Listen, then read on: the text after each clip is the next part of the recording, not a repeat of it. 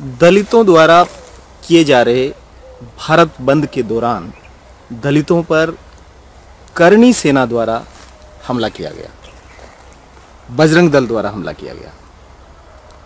अब ये समझ में नहीं आता है कि करणी सेना जब पद्मावत को लेकर के प्रदर्शन कर रही थी देश भर में, क्या किसी दलित संगठन ने उस पर हमला किया?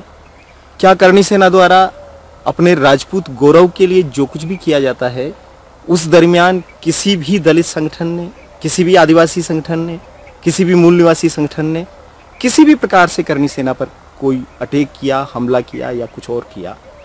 नहीं, बिल्कुल भी नहीं। ऐसा कोई एक भी उदाहरण नहीं, ऐसी कोई एक भी एफआईआर इस देश में नहीं है।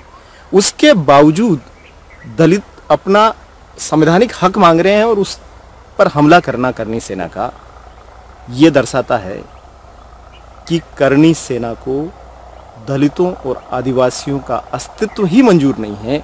वो नहीं चाहते हैं कि ये लोग सर उठा करके जिए।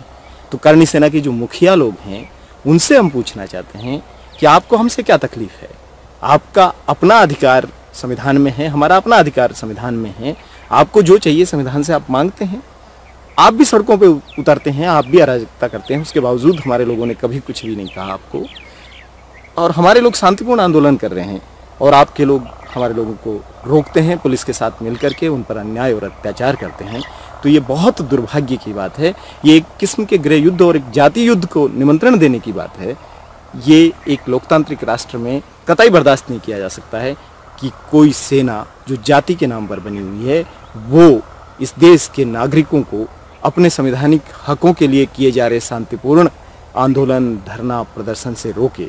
और यही सवाल मैं बजरंग दल वालों से पूछना चाहता हूँ। आप तो बड़ा हिंदू भाई भाई की बातें करते हैं, उसके बावजूद आपको दलितों पर अन्याय करने की कहाँ जरूरत है? आपने अभी हनुमान जयंती की रैलियाँ निकाली, आप रामनवमी की रैलियाँ निकालते हैं, आप तमाम किस्म की रैलियाँ निकालते हैं।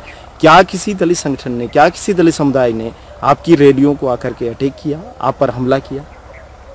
जब दलित समुदाय आपके किसी भी धार्मिक, जो भी आपकी शोभा यात्राएं निकलती है, उस पर किसी भी प्रकार का कोई भी हमला नहीं करता है, यहाँ तक कि बहुत सारे दलित इन सब चीज़ों में शामिल भी रहते हैं। बजरंग दल में ही बहुत सारे दलित कई सारे पदों पर हैं। उसके बावजूद बजरंग दल का दलितों के आंदोलन को कुचलने की कोशिश करना और दलितों के घरों में घुस करके उनके साथ मारपीट करना, उन पर हमले करना, उनके कार्यकर्ताओं को मारना और ख़त्म करने की कोशिश करना क्या दर्शाता है? बजरंग दल के जितने मुखिया हैं और बजरंग दल की जो माताजी हैं आरएसएस, उससे हम पूछना चाहते हैं कि क्या दलित जो हैं इस देश के नागरिक नहीं हैं? क्या दलित, बहुत सारे दलित जो हिंदू हैं, उसके बावजूद आप उन कास्ट हिंदुओं को जिस तरीके से मार रहे हैं वो क्या दर्शाता है? और इसमें आपका सबका चरित्र एक जैसा क्यों है? करणी सेना का, बजरंग दल का और स्टेट की पुलिस का जो चरित्र है वो एक ही जैसा क्यों है? और सारे मिलकर के इस देश के दलितों और आदिवासियों का दमन क्यों कर देना चाहते हैं?